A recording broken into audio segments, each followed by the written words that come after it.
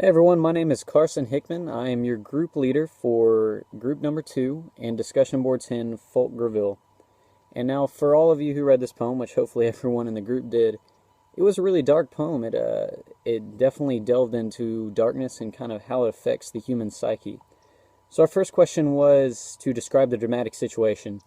And as a group, we pretty much agreed that the dramatic situation was darkness and how it kind of sparks the imagination. It can make people believe in things that are there or necessarily not there. Giant put it well. She said, "In darkness, our imagination runs wild as we lose senses, which leads us to create evil and dark thoughts." And, I mean, that pretty much sums it up good, but that's not even to say that those dark thoughts exist. You know, they're not necessarily even real. Our next question was to describe the rhyme scheme, and it followed the Shakespearean sonnet theme, which is A, B, A, B, C, D, C, D, E, F, E, F, and ends with the couplet G, G. And I mean, that's pretty simple. The second part, it was pretty tricky, but I think ultimately it narrows down to line 5 being the I and line 7 and 8 being fear.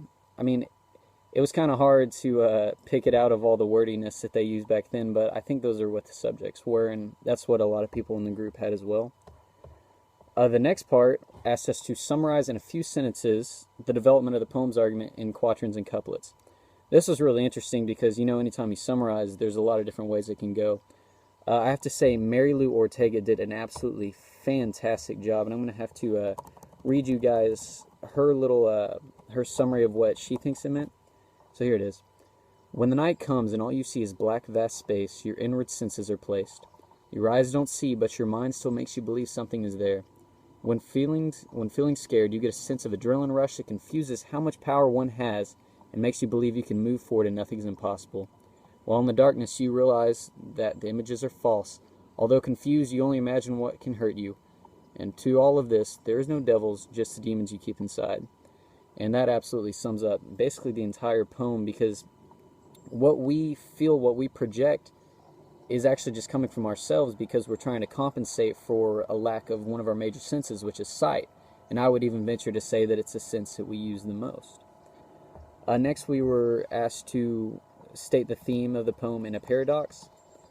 My basic opinion as far as the theme goes, it's about the same as the summary and everything else we've been saying. Darkness sparks the human imagination in a way that results in fear and anxiety. We all know this. And demons, which are typically associated with darkness, and they're supposedly creatures of the dark and hide in the shadows, well, the paradox of the entire thing is that these creatures are not actually from the darkness. We've created these creatures ourselves. They come from within. And that's really kind of the whole twist that the poem takes.